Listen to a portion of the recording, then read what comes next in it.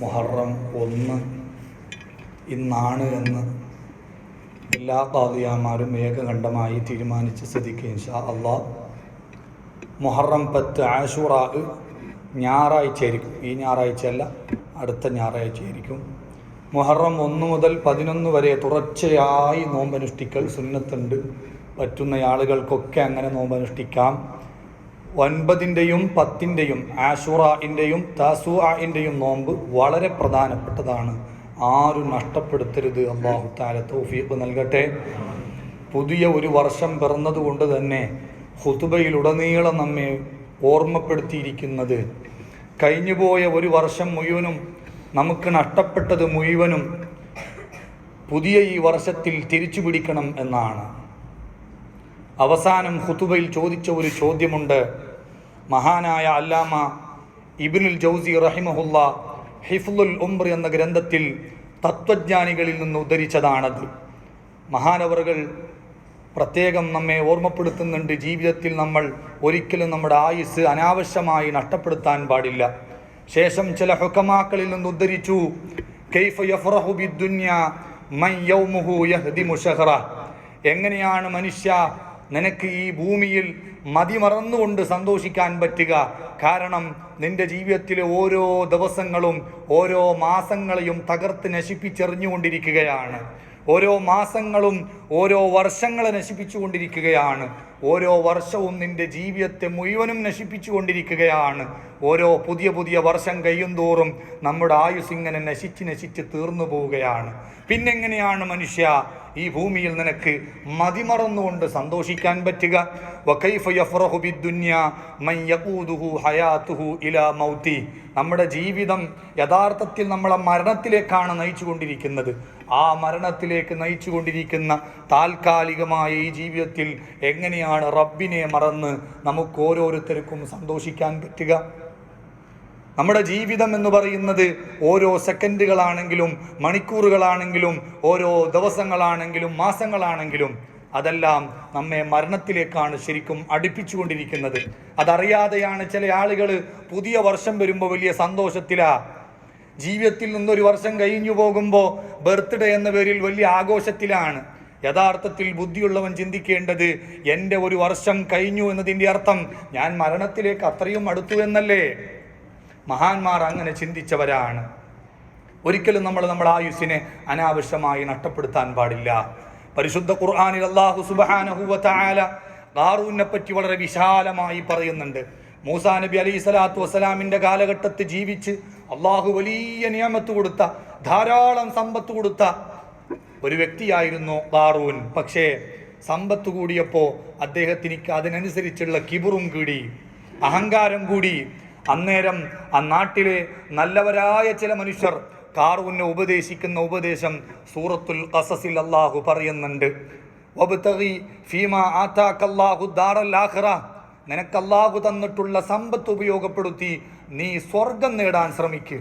ദുനിയാവിൽ അല്ലാഹു സുബ്ഹാനഹു വ തആല തന്നിട്ടുള്ള, നിനക്ക് വീതിച്ചു തന്നിട്ടുള്ള നിന്റെ ഓഹരി ഉണ്ടല്ല, നസീബുണ്ടല്ല, നിന്റെ അവകാശമുണ്ടല്ല, ആ അവകാശത്തെ നീ ഒരിക്കലും മറക്കരുത്, അവഗണിക്കരുത് എന്ന് അല്ലാഹു ഖുർആനിൽ പറയുന്നുണ്ട്. മഹാന്മാരായ മുഫസ്സിരീങ്ങൾ വിശദീകരിച്ചു, ഖാറൂന് മാത്രമായിട്ട് എന്താണ് അല്ലാഹു തആല പ്രത്യേകം വീതിച്ചു കൊടുത്തത്? അങ്ങനെയൊന്നില്ല. എനിക്കും ഖാറൂനിക്കും നിങ്ങൾക്കും എല്ലാവർക്കും അല്ലാഹു സുബ്ഹാനഹു വ തആല വീതിച്ചു തന്ന ഒന്നുണ്ട്. അതെന്താ? എൻ്റെയും നിങ്ങളുടെയും ഖാറൂനിൻ്റെയും ആയുസാണ്. ആ ആയുസിനെ നീ മറക്കരുത് എന്ന് പറഞ്ഞതിൻ്റെ അർത്ഥം എന്താ? വലാ തുളയ്യ ഉംറക ഫീ അല്ലാ തഅമല അമലൻ സാലിഹൻ ഫീ ദുനിയാക്. അല്ലാഹു തആല നമുക്ക് ഓരോരുത്തർക്കും വീതിച്ചു തന്നിട്ടുള്ള ആയുസ്സുണ്ട്, വയസ്സുണ്ട്. ചിലപ്പോൾ 20 ആവാം, ചിലപ്പോൾ 40 ആവാം, ചിലപ്പോൾ 60 ആവാം, വളരെ അപൂർവം ചിലപ്പോൾ 100 എന്ന് വരാം. ആ ആയുസിനെ ഒരിക്കലും സൽക്കർമ്മങ്ങൾ ചെയ്യാതെ, നന്മ ചെയ്യാതെ നിങ്ങൾ പായാക്കി കളയരുത്, നഷ്ടപ്പെടുത്തി കളയരുത്. എന്തുകൊണ്ട്? ഇതിൽ ആഖിറത്തു യുഅ്മലു ലഹാ. പണിയെടുക്കാനുള്ള ലോകം ദുനിയാവാ. ആഖിറത്തിലെത്തി ദുനിയാവിൽ കഷ്ടപ്പെടാത്തവൻ, അധ്വാനിക്കാത്തവൻ, അമൽ ചെയ്യാത്തവൻ തീർച്ചയായിട്ടും കുറ്റബോധം കൊണ്ട് ഖേദിക്കും, സങ്കടപ്പെടും. പക്ഷേ അന്നേരം ഖേദിച്ചിട്ട് കാര്യമില്ല. ആഖിറം പണിയെടുക്കാനുള്ള ലോകമല്ല. ദുനിയാവ് ആഖിറത്തിന് വേണ്ടി പണിയെടുക്കാനുള്ള ലോകമാണ്.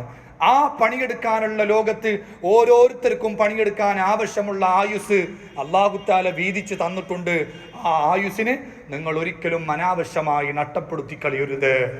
മഹാന്മാരുടെ ചരിത്രം നിങ്ങൾ പഠിച്ചു നോക്ക്. മരിക്കുന്ന സമയം വരെ എന്തെങ്കിലും ഒരു നന്മ കൂടുതൽ ചെയ്യാൻ അവസരം കിട്ടുന്നുണ്ടെങ്കിൽ അവരത് ഉപയോഗപ്പെടുത്തിയിട്ടേ മരിക്കുകയുള്ളൂ. സിഫത്തുൽ സഫ്വയിൽ മഹാനായ ജുനൈദുൽ ബാഗ്ദാദി റളിയല്ലാഹു അൻഹുവിനെ പറ്റി പറഞ്ഞില്ലേ? ജുനൈദുൽ ബാഗ്ദാദി റളിയല്ലാഹു അൻഹു വഫാത്താവാൻ നേരത്ത് പരിശുദ്ധ ഖുർആൻ ഇങ്ങനെ ഓതിക്കൊണ്ടിരിക്കുകയാണ്. മഹാനവറുകൾ സക്കറാത്തുൽ മൗത്തിലാണ്. അന്നേരം പരിശുദ്ധ ഖുർആൻ ഇങ്ങനെ ഓതിക്കൊണ്ടിരിക്കുകയാണ്. അപ്പോ പരിസരത്തുള്ള ആരോ പറഞ്ഞു, ഉറുഫുകു ബിനഫ്സക്, ഈ മരിക്കാൻ നേരത്തും ഇങ്ങനെ ശരീരത്തോട് ദയ കാണിക്കാതെ ശരീരത്തെ ക്ഷീണിപ്പിക്കണോ? ഒന്ന് കിടന്നിട്ട് മനസ്സമാധാനത്തോടെ മരിച്ചൂടെ എന്ന് ചോദിക്കുമ്പോൾ മഹാനവറുകൾ പറയാ, എനിക്ക് പരിശുദ്ധ ഖുർആനിൻ്റെ ഓത്ത് ഏറ്റവും കൂടുതൽ ആവശ്യമുള്ള സമയമാണ് ഞാൻ ദുനിയാവിൽ നിന്ന് വിട്ടുപിരിയാൻ നിൽക്കുന്ന ഈ സമയം. എന്തുകൊണ്ട്? ഇപ്പയാണ് എൻ്റെ വലത്തെ ഭാഗത്തും ഇടത്തെ ഭാഗത്തുള്ള മലക്കുകൾ ഞാൻ ചെയ്യുന്ന നന്മകളും തിന്മകളും രേഖപ്പെടുത്തി വെക്കുന്ന ഏടുകൾ അടച്ചുപൂട്ടി ക്ലോസ് ചെയ്യുന്ന സമയമാണിത്. ആ സമയത്ത് അവസാനമായി എൻ്റെ നന്മയുടെ രേഖയിൽ വരേണ്ടത് എൻ്റെ ഈ പരിശുദ്ധ ഖുർആൻ ഓത്ത.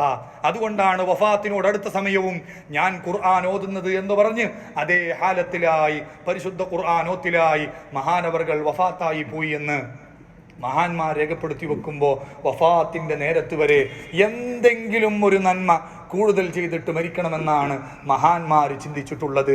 നമ്മളും അങ്ങനെ തന്നെയാണ് ചിന്തിക്കേണ്ടത്. അനാവശ്യമായി നമ്മൾ സമയം നഷ്ടപ്പെടുത്തിയിട്ടുണ്ടെങ്കിൽ തീർച്ചയായും അതിൻ്റെ പേരിൽ ഓരോരുത്തരും ഖേദിക്കുക തന്നെ ചെയ്യും.